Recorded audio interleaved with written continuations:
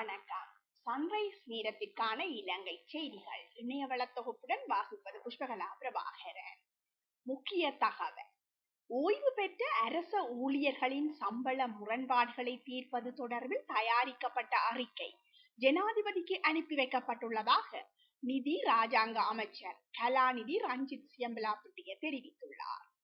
கடந்த 2016 தொடக்கம் 2020க்கு இடையில் அரசு சேவையில் இருந்து ஓய்வு பெற்ற சுமார் 1,80,000 ஊழியர்கள் இருப்பதாகவும் அவர்கள் ஜனாதிபதியின் அறிவுறுத்தலின் அடிப்படையில் பாரிய ஓய்வூதிய வேறுபாடுகளால் பாதிக்கப்பட்டுள்ளதாகவும் அமைச்சர் சுட்டிக்காட்டியுள்ளார்.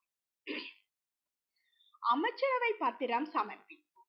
நாட்டில் தற்போது நிலவும் இஞ்சி தட்டுப்பாட்டுக்கு தற்காலிக நிர்வாக விவசாய மற்றும் பெருந்தோட்ட கைத்தொழில் அமைச்சு அடுத்த 3 மாதங்களில் 3000 மெட்ரிக் டன் இஞ்சியை இறக்குமதி செய்வது தொடர்பான அமைச்சரவை பத்திரத்தை சமர்ப்பித்துள்ளது. விசா தொடர்பில் இன்று இறுதி தீர்மானம். இலங்கை வரும் சுற்றுலா பயணிகளுக்கு விசா வழங்கும் முறை தொடர்பில் இன்று இறுதி தீர்மானம் எடுக்கப்படும் என பொதுமக்கள் பாதுகாப்பு அமைச்சு தெரிவித்துள்ளது. குடிவரவு குடியகழ்வு திணைக்கள அதிகாரிகளுடன் கலந்தாலோசித்த பின்னர் இது தொடர்பில் இறுதி தீர்மானம் எடுக்கப்படும் என எதிர்பார்ப்பதாகவும் அமைச்சர் சுட்டிக்காட்டியுள்ளது. அத்துடன் 2 வெளிநாட்டு நிறுவனங்களுக்கு விசா தேவையை வழங்க அமைச்சரவை எடுத்த தீர்மானத்தை அமுல்படுத்துவதை தடுக்கும் வகையில் உயர் நீதிமன்றம் சமீபத்தில் இடைக்கால தடை விதித்துள்ளமையும் குறிப்பிடத்தக்கது. இலங்கையர்கள் தொடர்பில் அறிவிப்பு. பங்களாதேஷில் தொடர்ச்சியாக போராட்டங்கள் நடைபெற்று வரும் நிலையில் அங்குள்ள இலங்கையர்கள் தொடர்பில் பங்களாதேஷில் உள்ள இலங்கை உயர்ஸ்தானிகாலயம் அறிக்கை ஒன்றை வெளியிட்டுள்ளது. அதன்படி 2500 இலங்கையர்கள் பங்களாதேசத்தில் வசித்து வரும் நிலையில் இலங்கை சமூகம் பாதுகாப்பாக இருப்பதாக உயர்ஸ்தானிகர் ஆலயம் தெரிவித்துள்ளது. 16 பேர் கட்டுப்பணம் செலுத்தியுள்ளனர்.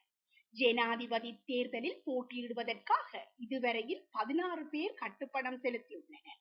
எதிர்வரும் ஜனாதிபதி தேர்தலில் போட்டியிடுவதற்காக மேலும் 2 சுயாதீன வேட்பாளராக இன்று கட்டுப்பணம் செலுத்தியுள்ளனர். இதன்படி பீல்ட் மார்ஷல் சரத் பொன்சேகா ஜனாதிபதி தேர்தல் வேட்பாளராக இன்று கட்டுப்பணம் செலுத்தியுள்ளார். புதிய அங்கீகாரம். பாரிஸ் ஒலிம்பிக்கில் ஆடவருக்கான 400 மீட்டர் ஓட்ட போட்டியில் இலங்கையை பிரதிநிதிப்படுத்திய அருணா தர்ஷன் அரையிறுதி சுற்றுக்கு தகுதி பெற்றுள்ளார்.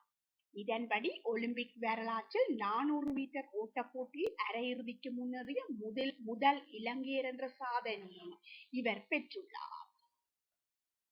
விசாரணைகள் ஆரம்பம்.